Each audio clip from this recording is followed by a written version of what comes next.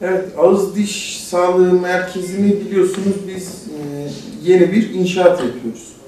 Şu gördüğünüz alanda bir inşaat yapıyoruz. Ağız diş sağlığı merkezi olarak 60 ünitlik bir merkez. 60 ünit demek 60 doktor ihtiyacı demek. Dolayısıyla biz buraya inşallah 60 doktor talebini hem bakanlığa hem kamu hastaneleri kurumuna, buradaki kamu hastaneleri genel sekreterliğince ileteceğiz ve bunun dolmasını bekleyeceğiz. Ama tabii ilimizin kronik sıkıntılarından bir tanesi bu. Sürekli doktor ihtiyacı duyuyor olmamız.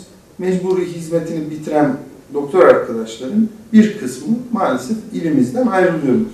Dolayısıyla sürekli bir açık doğuyor ve bu açığı da kapatmak için biz idareciler olarak gerekli mercileri periyodik olarak, düzenli olarak bu açığı kapatmak için bilgi veriyoruz ve kapanması için de bekliyoruz.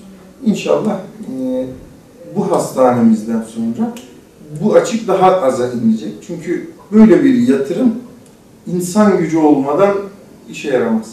Yani düşünün, bir saray inşa ediyorsunuz ama sarayın herhangi bir personeli yok. Yani o saray hükmü kalmaz. Dolayısıyla biz burayı inşa ediyoruz. Buranın hekimlerini de, diş hekimlerini de inşallah tedarik etmek için son çaba gayret gösteriyoruz. Evet, ağız diş sağlığı hastanesi inşallah şu anda yapımına başladık. Yaklaşık 2 aydır ağız diş sağlığı hastanesinin yapımına başladık ve gördüğünüz gibi kaba inşaatı da bitmek üzere. Bu hastanemiz 60 ünitlik bir hastane.